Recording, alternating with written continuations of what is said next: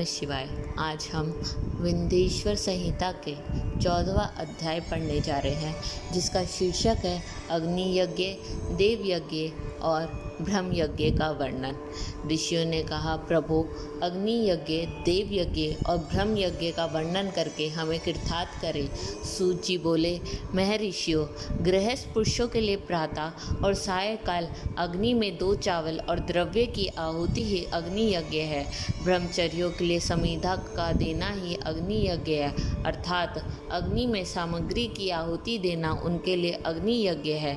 द्विजों का जब तक विवाह ना हो जाए उनके लिए अग्नि में समिधा की आहुति, व्रत तथा जप करना ही अग्नि यज्ञ है।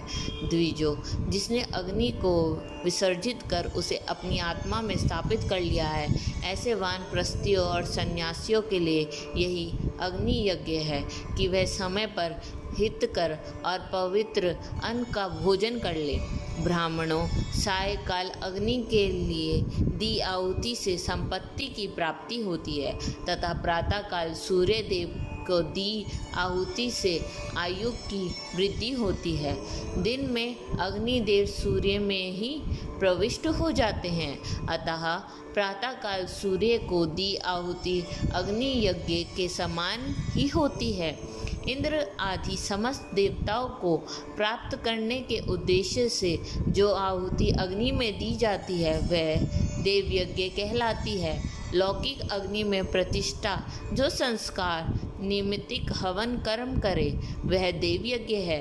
देवताओं को प्रसन्न करने के लिए नियम से विधि पूर्वक किया गया यज्ञ ही देव यज्ञ है। वेदों के नित्य अध्ययन और स्वाध्याय को ब्रह्म यज्ञ कहते हैं। मनुष्य को देवताओं की तृप्ति के लिए प्रतिदिन ब्रह्म यज्ञ करना चाहिए। प्रातःकाल और सायंकाल को ही इसे किया जा सकता है। अग्नि के बिना देव यज्ञ कैसे होता है, इसे श्रद्धा और आदर से सुन लो। सृष्टि के आरंभ में सर्वज्ञ और सर्वसमर्थ महादेव शिवजी ने समस्त लोगों के उपकार के लिए वारों की कल्पना की। भगवान शिव संसार रूपी रोगों को दूर करने के लिए वेद हैं, सबके ज्ञाता तथा समस्त औषधियों के औषध हैं। भगवान शिव ने सबसे पहले अपने वार की रचना की, जो आरोग्य प्रदान करने वाला है। तत्पश्चात अपनी माया शक्ति का वार बनाया, जो संपत्ति प्रदान करने वाला है। जन्म काल में दुर्गति ग्रस्त बालक की रचना के लिए कुमार के वार की कल्पना की। आलस्य और पाप की निवृत्ति तथा समस्त लोगों का हित करने की इच्छा से लोक रक्षक भगवान विष्णु का वार बनाया।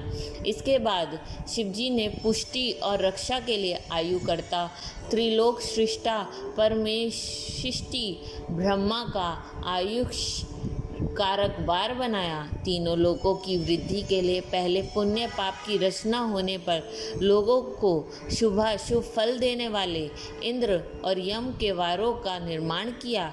ये वार भोग देने वाले तथा मृत्यु भय को दूर करने वाले हैं। इसके उपरांत भगवान शिव ने 7 ग्रहों को इन वारों का स्वामी निश्चित किया। यह सभी ग्रह नक्षत्र ज्योतिर्मय मंडल में प्रतिष्ठित हैं। शिव के वार का स्वामी सूर्य हैं, शक्ति संबंधी वार के स्वामी सोम, कुमार संबंधी वार के अधिपति मंगल, विष्णु वार के स्वामी बुध, ब्रह्मा जी के वार के स्वामी बृहस्पति, इंद्र वार के स्वामी शुक्र व यम वार के स्वामी शनि हैं।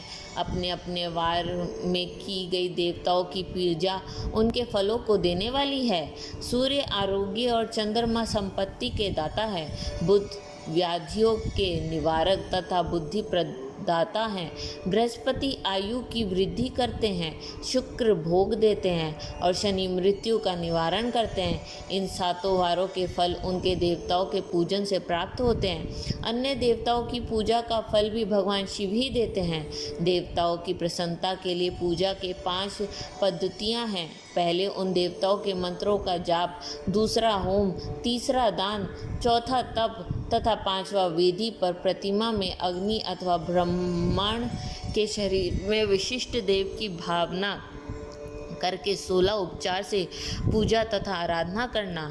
दोनों नेत्र तथा मस्तक के रोगों में और कुष्ठ रोगों की शांति के लिए भगवान सूर्य की पूजा करके ब्राह्मणों को भोजन कराएं। इससे यदि प्रबल प्रारंभ का निर्माण हो जाए तो जरा एवं रोगों का नाश हो जाता है। इष्ट देव के नाम मंत्रों का जाप वार के अनुसार फल देते हैं। रविवार को सूर्य देव व अन्य देवताओं के लिए तथा अन्य ब्राह्मणों के लिए विशिष्ट वस्तु अर्पित करें। यह साधन विशिष्ट फल देने वाला होता है तथा इसके द्वारा पाप की शांति होती है। सोमवार को संपत्ति व लक्ष्मी की प्राप्ति के लिए लक्ष्मी की पूजा करें तथा पत्नी के साथ ब्राह्मण को घी में पाक अन्न भोजन कराए। मंगलवार को रोगी की शांति के लिए काली की पूजा करें। उड़द, मूंग एवं अरहर की दाल से युक्त अन्न का भोजन ब्राह्मणों को कराए। बुधवार को दीदी युक्त अन्न से भगवान विष्णु का पूजन करें। ऐसा करने से पुत्र मित्र की प्राप्ति होती है। जो दीर्घायु होने की इच्छा रखते हुए बृहस्पतिवार को देवताओं का वस्त्र, यज्ञोपवीत तथा घी मिश्रित खीर से पूजन करें। भोगों की प्राप्ति के लिए शुक्रवार को एकाग्रचित होकर देवताओं का पूजन करें और ब्राह्मणों की तृप्ति के लिए षड्रस युक्त अन्न दे। स्त्रियों की प्रसन्नता के लिए सुंदर वस्त्र का विधान करें। शनिवार अपमृत्यु का निवारण करने वाले इस दिन रुद्र की पूजा करें। तिल के होम व दान से देवताओं को संतुष्ट करके ब्राह्मणों को तिल मिश्रित भोजन कराएं। इस तरह से देवताओं की पूजा करने से आरोग्य एवं उत्तम फल की प्राप्ति होगी।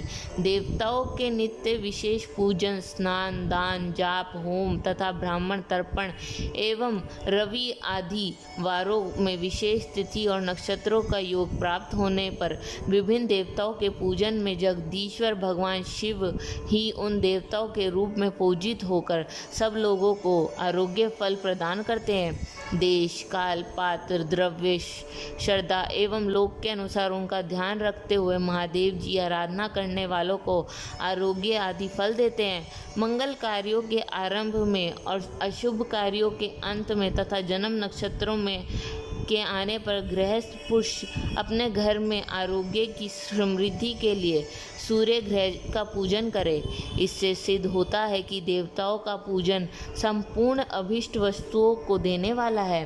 पूजन वैदिक मंत्रों के अनुसार ही होना चाहिए। शुभ फल की इच्छा रखने वाले मनुष्य को 7 दिन अपनी शक्ति के अनुसार देव पूजन करना चाहिए।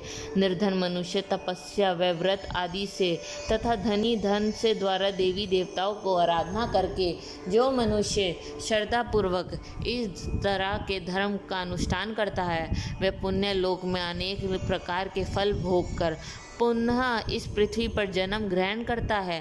धनवान पुरुष सदा भोग सिद्धि के लिए मार्ग में वृक्ष लगाकर लोगों के लिए छाए की व्यवस्था करते हैं और उनके लिए कुएं, बावली बनवाकर पानी की व्यवस्था करते हैं। वेद शास्त्रों की प्रतिष्ठा के लिए पाठशाला का निर्माण या अन्य किसी भी प्रकार से धर्म का संग्रह करते हैं और सर्वलोक को प्राप्त होते हैं। समय अनुसार पुण्य कर्मों की परिपाक से अंतकरण शुद्ध होने का ज्ञान की सिद्धि होती है। द्विजो, इस अध्याय को जो सुनता, पढ़ता एवं सुनने की व्यवस्था करता है उससे देव यज्ञ का फल प्राप्त होता है।